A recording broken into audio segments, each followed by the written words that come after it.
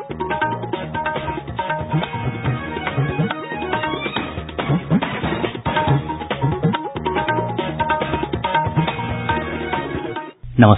ये आकाशवाणी पटना है।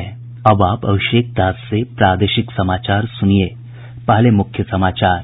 राष्ट्रपति रामनाथ कोविंद ने कहा, राष्ट्रीय शिक्षा नीति 2025 तक प्राथमिक विद्यालय स्तर पर सभी बच्चों को आरंभिक साक्षरता प्रदान करने को सर्वोच्च प्राथमिकता देती है। प्रधानमंत्री नरेंद्र मोदी ने कहा, शिक्षा नीति और शिक्षा प्रणाली देश की आकांक्षाओं को पूरा करने का महत्वपूर्ण माध्यम। प्रदेश में पिछले एक महीने के दौरान कोविड-19 से स्वस्थ होने की दर 25% तक बढ़ी। अब तक लगभग 89% मरीजों को दी जा चुकी है छुट्टी। और बिहार में अनलॉक 3 हुआ समाप्त।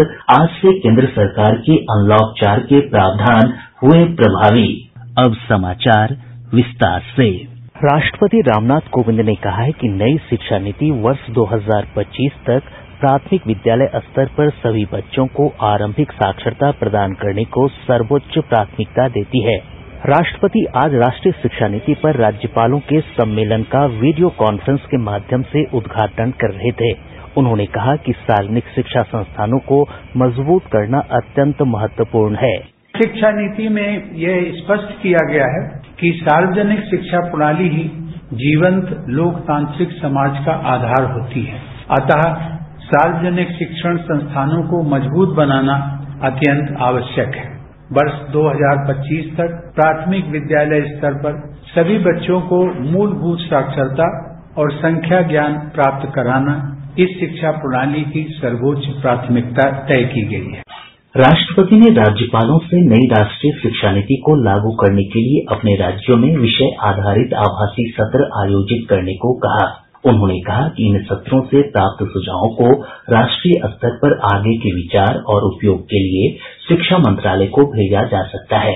श्री कोविंद ने कहा कि नई शिक्षा नीति विस्तृत भागीदारी को समाहित करती है। यह शिक्षा नीति परामर्शों की अभूतपूर्व और लंबी प्रक्रिया के बाद तैयार की गई है। मुझे बताया गया है कि इस नीति के निर्माण में लगभग 2.5 लाख ग्राम पंचायतों, 12,500 से अधिक स्थानीय निकायों तथा लगभग 675 जिलों से प्राप्त 2 लाख से अधिक सुझावों को ध्यान में रखा गया है। ऐसी राष्ट्रव्यापी तथा विस्तृत भागीदारी के कारण यह शिक्षा नीति सही मायनों में राष्ट्रीय अपेक्षाओं और समाधानों को समाहित करती है। सम्मेलन को संबोधित करते हुए प्रधानमंत्री नरेंद्र मोदी ने कहा कि नई शिक्षा नीति सभी पुरानी शिक्षा नीतियों का बेहतर विकल्प होगी। उन्होंने कहा कि यह नीति भारतीय युवाओं को नई चुनौतियों का सामना करने के लिए तैयार करेगी और रोजगार तथा नौकरियों के नए अवसर भी पैदा करेगी। देश की एस्पिरेशंस को पूरा करने का बहुत महत्वपूर्ण माध्यम शिक्षा नीति और शिक्षा व्यवस्था होती है। शिक्षा व्यवस्था की जिम्मेदारी से केंद्र सरकार, राज्य सरकार, स्थानीय निकाय सभी जुड़े होते हैं। लेकिन ये भी सही है कि शिक्षा नीति में सरकार, उसका दखल, उसका प्रभाव कम से कम होना चाहिए। शिक्षा नीति से जितना शिक्षक जुड़े होंगे, अभिभावक जुड़े होंगे, छात्र छात्राएं जुड़े होंगे, उतना ही उसकी प्रासंगिकता और व्यापकता दोनों ही बढ़ती है। श्री मोदी ने कहा कि नई शिक्षा नीति के बारे में देश भर से मिले लाखों लोगों के सुझावों को इस नीति में समाहित किया गया है।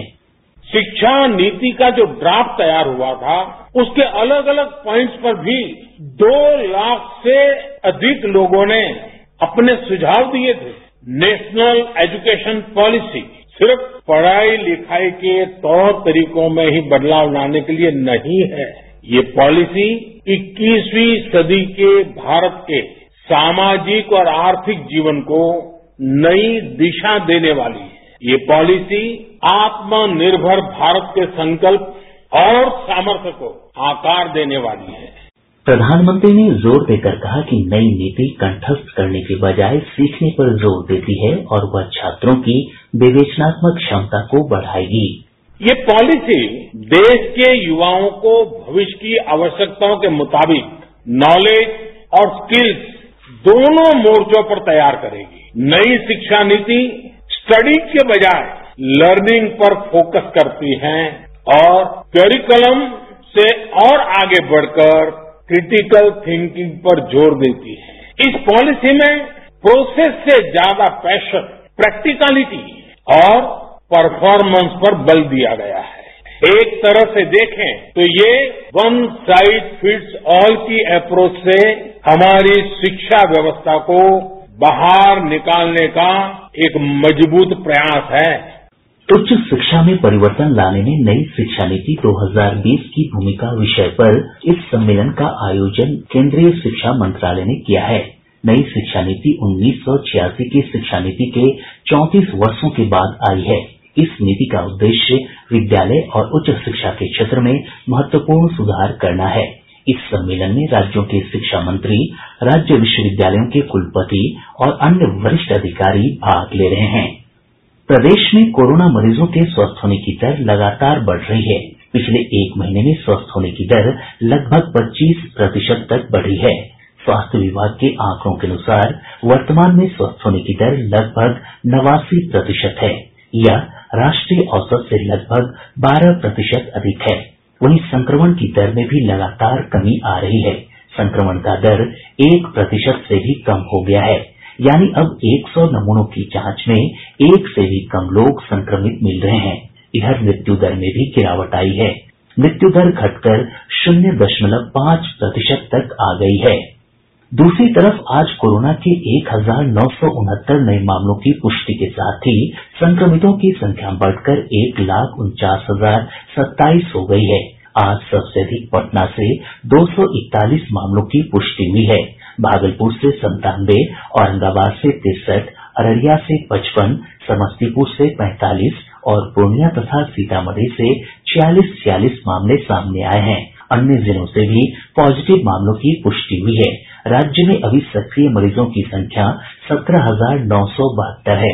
अब तक 1,32,145 मरीजों को उपचार के बाद छुट्टी दी जा चुकी है, जबकि 761 लोगों की मौत हुई है। देश में पिछले 24 घंटों के दौरान कोविड-19 के 70,000 से अधिक मरीज स्वस्थ हुए हैं। स्वस्थ होने वालों की संख्या बढ़कर 32,50,000 से अधिक हो गई है। ठीक होने का प्रतिशत 77.31 है। वहीं इसी अवधि में 90,802 नए मामलों के साथ ही संक्रमितों की संख्या बढ़कर 42,04,616 हो गई है। वहीं एक दिन में 1,016 लोगों की मौत के साथ ही मरने वालों का आंकड़ा 71,642 हो गया है। नई दिल्ली स्थित Sitaram Bhartia institute of science and research में वरिष्ठ सलाहकार डॉक्टर अमरचंद बजाज ने कोविड-19 संक्रमण रोकने के लिए लोगों को सुरक्षित दूरी बनाए रखने तथा हाथों की स्वच्छता के मानकों का कड़ाई से पालन करने की सलाह दी है। जब तक हमारे पास इनकी ट्रीटमेंट वैक्सीन या मेडिसिन के रूप में ना निकले, तब तक हमें जो प्रिकॉशनरी मेजर्स है वो फॉलो करने हैं। जहां जरूरत ना हो उसमें घर से बिल्कुल बाहर ना निकले, कोशिश करें कम से कम बाहर निकलना है। और जबकि निकलना भी पड़ा घर से बाहर तो कोशिश करें कि जहां आप 2 लोग खड़े हैं, करीब 2 मीटर दूर खड़े रहें, नहीं तो कम से कम 1 मीटर दूर खड़े रहें। बिहार में आज से केंद्र सरकार के अनलॉक 4 के प्रावधान प्रभावी हो गए हैं। राज्य में इससे पूर्व अनलॉक 3 के प्रावधान ही लागू थे। गृह विभाग ने इस संबंध में आदेश निर्गत कर दिया है। विभाग के अपर मुख्य सचिव आमिर सुबहानी ने बताया कि कंटेनमेंट जोन को छोड़कर राज्य के सभी हिस्सों में अनलॉक 4 के प्रावधान लागू रहेंगे। इस प्रावधान के तहत स्कूल, कॉलेज समेत अन्य शैक्षणिक संस्थान 30 सितंबर तक बंद रहेंगे। हालांकि 21 सितंबर से अभिभावकों की सहमति के बाद कक्षा 9 से 12वीं तक के छात्रों को शिक्षकों से परामर्श लेने के लिए विद्यालय जाने की अनुमति दी गई है। वहीं सिनेमा हॉल, स्विमिंग पूल, मनोरंजन पार्क और थिएटर भी बंद रहेंगे। 21 सितंबर से सामाजिक, धार्मिक, राजनीतिक और अन्य आयोजनों में 100 से अधिक लोगों को एकत्र होने की अनुमति होगी। साथ ही 21 सितंबर से ही ओपन एयर थिएटर भी शुरू हो जाएंगे। अनलॉक 4 में एक राज्य से दूसरे राज्य या राज्य के भीतर कहीं भी किसी भी व्यक्ति के आने जाने और सामानों के परिवहन पर रोक नहीं है। प्रादेशिक समाचार आप आकाशवाणी पटना से सुन रहे हैं। केंद्र सरकार ने दरभंगा में बनने वाले अखिल भारतीय आयुर्विज्ञान संस्थान एम्स के निर्माण के लिए 1,361 करोड़ रुपए की मंजूरी दे दी है। केंद्रीय स्वास्थ्य राज्य मंत्री अश्विनी कुमार चौबे ने ये जानकारी दी। उन्होंने बताया कि दरभंगा एम्स में 750 बेड होंगे। केंद्र सरकार ने कहा है कि राष्ट्रीय पोषण माह के दौरान अत्यंत कुपोषित बच्चों की पहचान और उनका समुचित उपचार किया जाएगा। तीसरा राष्ट्रीय पोषण माह इस महीने मनाया जा रहा है। वर्ष 2018 में शुरू किए गए प्रधानमंत्री के सर्वांगीण पोषण कार्यक्रम के अंतर्गत प्रतिवर्ष पोषण माह मनाया जाता है। पोषण माह का उद्देश्य छोटे बच्चों और महिलाओं के बीच कुपोषण की समस्या को दूर करने और सभी के लिए पोषण और स्वास्थ्य सुनिश्चित करने में जन भागीदारी को प्रोत्साहित करना है। इस पोषण माह के दौरान बच्चों के जन्म लेने के शुरुआती 1000 दिनों तक अच्छे पोषण और स्तनपान के महत्व के बारे में जागरूकता पैदा की जाएगी। इसके अलावा युवा महिलाओं और बच्चों में खून की कमी को दूर करने के उपायों से जुड़ी गतिविधियों पर भी ध्यान केंद्रित किया जाएगा। देश में कोविड महामारी की स्थिति को देखते हुए महिला और बाल विकास मंत्रालय सभी पक्षों को पोषण माह मनाने के लिए डिजिटल प्लेटफॉर्म का उपयोग करने के लिए प्रोत्साहित कर रहा है। वहीं जीवन में पोषण के महत्व के बारे में ज्ञान बढ़ाने और सूचनाओं का प्रसार करने के लिए सोशल मीडिया, ऑनलाइन गतिविधियों और ई संवाद का भी उपयोग किया जा रहा है। दीपेंद्र के साथ आनंद चतुर्वेदी, आकाशवाणी समाचार, दिल्ली। जदयू अध्यक्ष और मुख्यमंत्री नीतीश कुमार ने राजद और कांग्रेस समेत अन्य विपक्षी दलों पर लोगों को गुमराह करने का आरोप लगाया है। श्री कुमार आज पार्टी की वर्चुअल रैली को संबोधित कर रहे थे। उन्होंने कहा कि विपक्षी दल अफवाहों के सहारे सत्ता में आना चाहते हैं, जो कभी सफल नहीं होगा। श्री कुमार ने कोरोना और बाढ़ से निपटने के लिए किए गए प्रयासों की चर्चा करते हुए कहा कि सरकार दोनों मोर्चे पर सफल रही है। जदयू अध्यक्ष ने अपने कार्यकाल के दौरान किए गए विकास कार्यों और कानून व्यवस्था की बेहतरी के लिए उठाए गए कदमों का भी जिक्र किया। उन्होंने पार्टी कार्यकर्ताओं से विधानसभा चुनाव की तैयारियों में जुट जाने की अपील की। सम्मेलन को पार्टी नेता विजेंद्र प्रसाद यादव, संजय झा और अशोक चौधरी ने भी संबोधित किया। राजद ने जदयू के वर्चुअल सम्मेलन को पूरी तरह विफल बताया है। पार्टी नेता तेजस्वी प्रसाद यादव ने संवाददाताओं से बातचीत में कहा कि जदयू अध्यक्ष विपक्ष के किसी भी सवाल का जवाब नहीं दे सके। लोक जनशक्ति पार्टी ने विधानसभा की 143 सीटों पर दावेदारी जताई है। पार्टी नेता संजय सिंह ने बताया कि नई दिल्ली में हुई संसदीय बोर्ड की बैठक में इस पर चर्चा हुई। संसदीय बोर्ड ने पार्टी अध्यक्ष को चुनाव से जुड़े फैसलों के लिए अधिकृत किया है। केंद्र सरकार ने सोशल मीडिया की उन खबरों का खंडन किया है जिसमें 21 सितंबर से चरणबद्ध तरीके से विद्यालय खोले जाने का दावा किया जा रहा है। पीआईबी ने एक ट्वीट में कहा है कि शिक्षा मंत्रालय ने इस संबंध में कोई फैसला नहीं किया है। प्रदेश के अधिकतर हिस्सों में आज हल्की से मध्यम बारिश हुई। वहीं कई स्थानों पर भारी बारिश भी हुई है। मौसम विभाग से प्राप्त जानकारी के अनुसार सबसे अधिक रोसड़ा में 9 सेंटीमीटर बारिश दर्ज की गई। विभाग ने अगले 24 घंटों के दौरान प्रदेश के अधिकांश हिस्सों में बारिश की संभावना जताई है। मुजफ्फरपुर जिले के मोतीपुर में पुलिस और अपराधियों के बीच हुई मुठभेड़ में एक अपराधी मौके पर मारा गया। वहीं एक पुलिसकर्मी को भी गोली लगी है, जिसका स्थानीय अस्पताल में इलाज चल रहा है।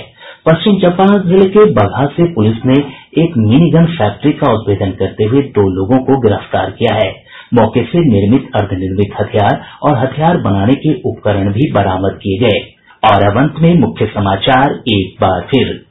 राष्ट्रपति रामनाथ कोविंद ने कहा, राष्ट्रीय शिक्षा नीति 2025 तक प्राथमिक विद्यालय स्तर पर सभी बच्चों को आरंभिक साक्षरता प्रदान करने को सर्वोच्च प्राथमिकता देती है। प्रधानमंत्री नरेंद्र मोदी ने कहा, शिक्षा नीति और शिक्षा प्रणाली देश की आकांक्षाओं को पूरा करने का महत्वपूर्ण माध्यम। प्रदेश में पिछले 1 महीने के दौरान कोविड-19 से स्वस्थ होने की दर 25% तक बढ़ी। अब तक लगभग 89% मरीजों को दी जा चुकी है छुट्टी। और बिहार में अनलॉक 3 हुआ समाप्त। आज से केंद्र सरकार के अनलॉक 4 के प्रावधान हुए प्रभावी। इसके साथ ही आकाशवाणी पटना से प्रसारित प्रादेशिक समाचार का ये अंक समाप्त हुआ। घर में रहिए, सुरक्षित रहिए और सुनते रहिए आकाशवाणी।